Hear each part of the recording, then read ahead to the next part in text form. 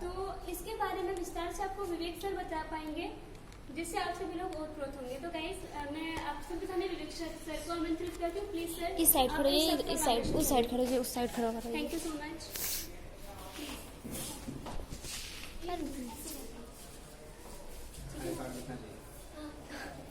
इसे वीडियो नहीं। Good afternoon बच्चों। आज राष्ट्रीय दृष्टिबाधित दिव्यांग समिति से आप सबके बीच में हम उपस्थित हैं। विवेक मणि त्रिपाठी, राष्ट्रीय महासचिव, उत्तर प्रदेश प्रयागराज से। जैसा कि हमारे दिव्यांग बहनों और भाइयों के साथ शुरू से लेकर अंत तक सरकारें अत्याचार करती करती आई हुई, उसी के तहत आज एक ऐसा निर्णय उत्तर प्रदेश सरकार ने लिया जिससे पूर्ण दृष्टिबाधितों के अधिकारों को पूरी तरह से 68 विभागों में बाहर करते हुए ये कहते हुए कि दृष्टिबाधित है, ये कुछ कर नहीं सकते। सरकार की सोच देखिए, इतनी घटिया सोच सरकार, यशस्वी माननीय मुख्यमंत्री जी से हमने कई बार निवेदन किया, फिर भी इस बात पर सरकार ने संज्ञान नहीं लिया। साथियों, मैं आपको बताऊं, समूह आ से लेकर घ तक आप इन भर्तियों में फॉर्म फिल नहीं कर सकती हैं। हमारी जितनी बहनें ध्यान से सुनिए, समूह आ से लेकर घ तक इन सारी भर्तियों में आप फॉर्म फिल नहीं कर सकती हैं। और जो बीटीसी डीएड स्पेशल एजुकेशन से या बीएड कर रखी हैं, वो भी ध्यान से सुन लें, उनके लिए भी गवर्नमेंट ने फॉर्म भरने से, शिक्षक बनने से मना कर दिया कि ये फॉर्म नहीं फिल कर सकते, शिक्षक नहीं बन सकते हैं और ये पढ़ा नहीं सकते हैं। ऐसी घटनाएं हम सभी के साथ हुई है। और एक आपको बताओ, केंद्र सरकार ने भी पहल शुरू कर दी है। 4% आरक्षण कुछ विभागों में केंद्र सरकार ने भी अभी समाप्त किया है हाल में ही। सोचिए हम लोगों के साथ कितना अत्याचार ये सरकारें कर रही हैं।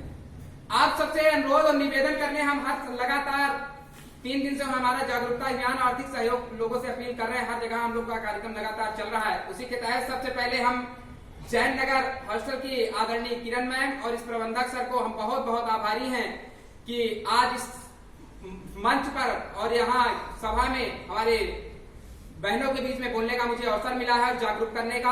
हम उनके आभारी हैं कि जब हम सर से बात किए, सर को हम अपनी व्यथा बताए, सर काफी निराश हुए। और दुर्गा कुंड में भी आप सबको अवगत कराऊं कि दुर्गा कुंड में 9 से 12 तक हमारे विद्यालय को बंद कर दिया गया है। हम लोग 24 दिन से लगातार धरना स्थल पर बैठे थे और वहां पे हमने धरना स्थल पर लगातार हमारी मुहिम चल रही थी। हमारी कुछ समय पहले दिव्यांग कल्याण मंत्री आदरणीय अनिल राजभर जी से वार्ता हुई। उन्होंने कहा कि आप लोग धरना स्थल छोड़ दें, हम आपकी मांगों पे विचार करेंगे। जब हम लोगों ने कहा महोदय अभी तक आपने विचार नहीं किया, अब कब करेंगे, आप कहें 5 दिन का मुझे समय दिया जाए। हमने कहा ठीक है, हमने उनको 5 दिन का समय दिया। दूसरे दिन क्या होता है, 5 दिन का समय लेने के बाद क्या करते हैं, दूसरे दिन कौशल किशोर डीएम बनारस के, उन्होंने क्या किया, 2 बजे रात, सोचिए 2 बजे रात, जबकि कोई नोट कानून में नहीं लिखा कि 2 बजे रात पुलिस जाए। 2 बजे रात बिना नोटिस दिए वो नहीं जा सकते, उनका अधिकार नहीं है। फिर भी वो 2 बजे रात हमारे बच्चों सड़क पे सो रहे थे, उनको सबको गाड़ी में भरते हैं। 15 बच्चे थे, एक लड़का सुनील यादव था जिसका पैर भी टूट गया। 15 बच्चे लाठी चार्ज करते हैं, उनको गाड़ी पे भर के लेकर जाते हैं, उनके घर वालों को ये कहते हुए कि ये अगर बिना प्रशासन की अनुमति के अगर इनको घर से आने दिया गया तो इनके ऊपर एफआईआर दर्ज करेंगे। क्योंकि हमारी मजबूरी थी, हमारे पास संख्या नहीं थी। अगर संख्या होती तो यह सरकार को, प्रशासन को मैं दिखा देता, किंतु हम संख्या से मजबूर थे। और कुछ बहनें और कुछ भाइयों का यह सवाल है, जब मैंने गूगल मीट पर मीटिंग लिया, उन लोगों का सवाल यह था कि सब लोग तो कर रहे हैं, मेरा क्या काम है। तो आज उनसे भी मेरा ये सवाल है कि अगर आप पढ़ रहे हो, आपके माता पिता, आपके भाई बहन जो भी हैं, आपके गार्जियन वरिष्ठ इसीलिए पढ़ाते हैं कि हमारा बच्चा पढ़ के आगे चल के हमारे माँ बाप का नाम रोशन करे, हमारा नाम रोशन करे, हमारे देश का नाम रोशन करे। अगर डिग्री का कोई महत्व ही नहीं रह जाएगा, हम कहाँ काम करेंगे। जो हमारे अन्य प्रदेशों से हमारे दृष्टिबाधित भाई और बहनें हैं, वो भी ध्यान दें कि शुरुआत हो चुका है। केंद्र सरकार, उत्तर प्रदेश सरकार, जहां जहां बीजेपी की सरकार है, मैं बीजेपी की बुराई नहीं, क्योंकि बीजेपी हमें भी माननीय प्रधानमंत्री सम्मानित कर चुके, किंतु आज गलत है तो गलत के खिलाफ हम खुल के खड़े हैं, क्योंकि अन्याय के खिलाफ हम जान भी देने के लिए तैयार हैं। अगर हमारे दृष्टिबाधित भाइयों और बहनों के साथ अत्याचार होगा, ये राष्ट्रीय दृष्टिबाधित दिव्यांग समिति बर्दाश्त नहीं करने वाला। हमने सभी संगठनों से अपील किया इस मुहिम को लेकर। हमने कहा सब लोग एक मंच पे आ जाओ, अभी हमारे दिव्यांग भाइयों का पैर टूटा है, आप लोग एक मंच पे संकट की घड़ी में साथ आओ। किंतु दुर्भाग्य रहा कि कुछ संगठनों के अलावा बाकी वहां वो दिखाई नहीं दिए, उनको राजनीति दिखाई दी। किंतु बहुत बहुत आभारी ऐसी ऐसी संस्थाओं का जो बहनों और भाइयों का हॉस्टल चला रहे हैं, जैसे अनिल वर्मा जी, उन्होंने अपना सपोर्ट दिया। आदरणीय किरण मैम इस हॉस्टल जयनगर से, रामा विहार कंझावला में एक हॉस्टल है आर.के. सिंह जी का, कराला में बजाज जी का, नीतू सिंह का, इन सभी ने एक सुर में, अभी आज मैं मंगोलपुरी में भी कार्यक्रम करके आऊँ, आदरणीय शकुंतला जी के हॉस्टल में मेरा कार्यक्रम हुआ था अभी 12 बजे, एक सुर में कंधे से कंधा मिलाकर चलने के लिए आह्वान किया है। उन्होंने कहा जो भी संभव मदद होगी वो हम आप सबके साथ खड़े हैं। मुझे गर्व होता है ऐसे भाइयों और बहनों के ऊपर। हमारी बहनें हर चीज में आगे हैं। अगर सरकार ये सोचे कि हमारी बहनें निकल नहीं सकती, हमें सबको एकजुट होकर जवाब देना होगा। हमने सरकार को 30 सितंबर तक अल्टीमेटम दिया है। हमने मेल के माध्यम से माननीय मुख्यमंत्री करीब 1000 मेल हमने भिजवाया, अपील किया, किंतु हमारी सुनवाई पर कोई जवाब नहीं दिया गया। तो आप लोग से अनुरोध यही है कि आप लोग जग जाएं, नहीं कोई जगाने वाला नहीं मिलेगा। हम एक मोबाइल के लिए, एक डिजी प्लेयर के लिए, रजिस्ट्रेशन के लिए कराने के लिए अपनी संख्या देते हैं सिर्फ 2-3 हजार रुपए के लिए। हमारी इसमें क्या कीमत? हमें 2 से 3 हजार रुपए में तौला जाता है।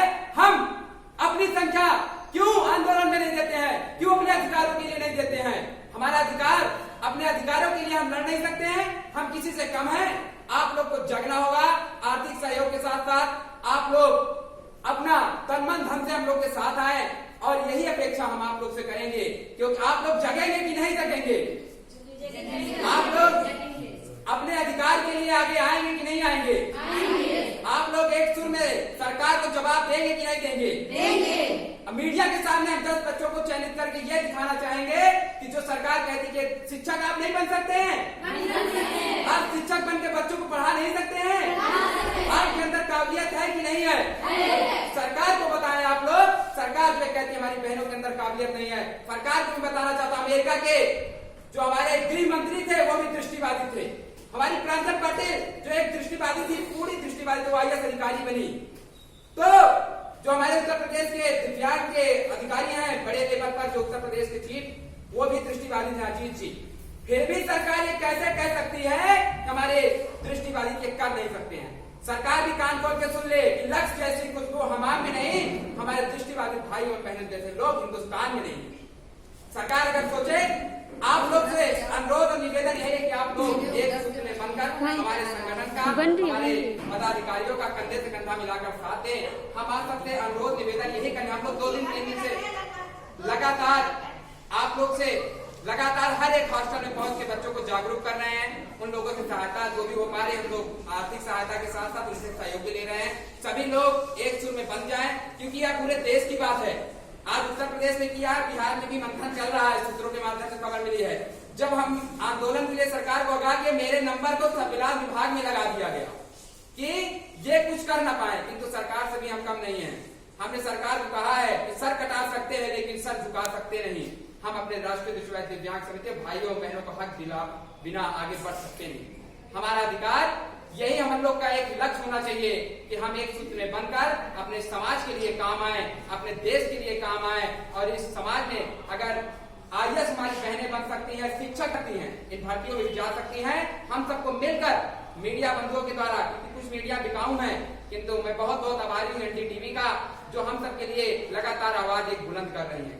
सोशल मीडिया पर भी लगातार हम लोग की आवाजों को बुलंद किया जा रहा है। तो बस ज्यादा कुछ ना कहते हुए मैं मंच पे आमंत्रित करूंगा अंतिमा जी को। एक सोचिए, आपके लिए एक्साइटेड पर्सन जो आपके, जबकि इनका कोई स्वार्थ नहीं छुपा है। हमने इनसे बात बताई, सुल्तानपुर की रहने वाली, हम इनके सारी व्यथा बताई। हम सबके समाज के लिए ऐसी अत्याचारी सरकारें कर रही हैं।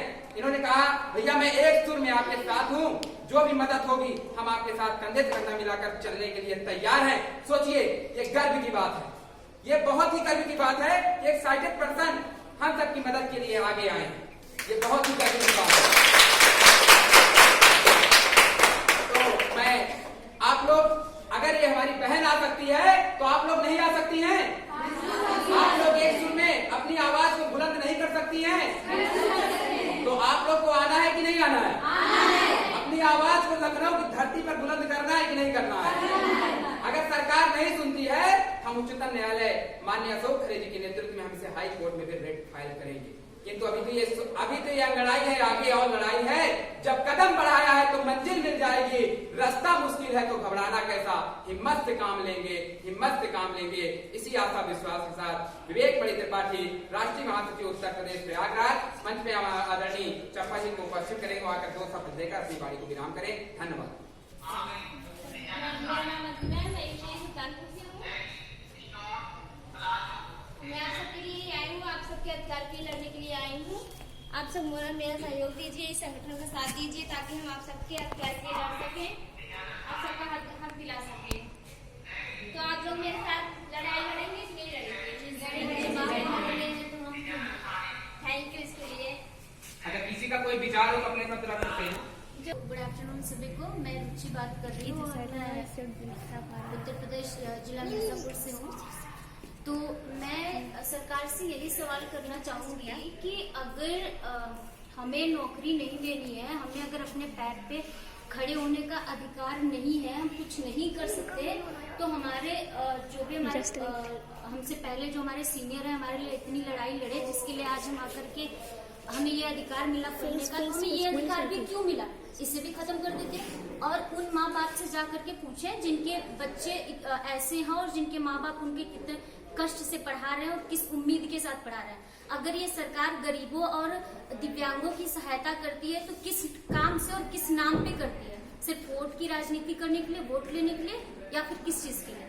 तो मेरा सरकार से यही सवाल है, अगर कुछ करना चाहती है सचमुच, अगर गरीबों और सिर्फ दिव्यांग नाम दे देने से कोई काम नहीं हो जाता, किसी शब्द की वजह से कोई आगे नहीं बढ़ सकता, उसको जीवन जीने के लिए उसे अपनी रोजी रोटी की जरूरत होती है, जिसे कि हमारी सरकार को करनी चाहिए। अगर वो सच्चे, हालांकि हमारे जो पीएम है नरेंद्र मोदी जी, वो पूरे विश्व में नाम कमा करके क्या कर रहे हैं, जब अपने ही देश के लोगों को शोषित कर रहे हैं और उन्हें ही सता रहे हैं।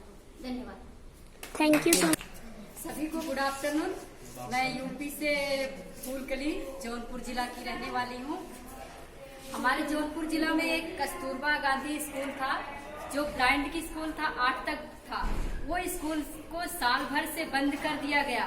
तो हम सरकार से यही कहना चाहते हैं, अगर उसको बंद करना था, गवर्नमेंटेड स्कूल उसे खोले क्यों और क्यों उसे बंद किए? तो जो 8 तक बच्चे पढ़े तो और आगे कहाँ पढ़ेंगे और अब के बच्चे कहाँ पढ़ेंगे? यहाँ है, हमारे जौनपुर जिला में है। तो हम चाहते हैं इस स्कूल को ओपन किया जाए और उसे बच्चों को पढ़ने के लिए आगे बढ़ाया जाए। इसका डिटेल मैम आप मुझे भेजिएगा हमारे ऑफिस के नंबर आप पे। ये जो 68 विभाग गवर्नमेंट ने बाहर किया, इस संबंध में आप क्या कहना चाहते हैं, आप ये बताइए। हम चाहते हैं कि इस स्कूल को ओपन किया जाए। मैम अपना डिटेल दीजिएगा, वहाँ की स्कूल का डिटेल भेजिएगा हम लोग के जरूर हम व्हाट्सएप पे, भेजेंगे। हम वहाँ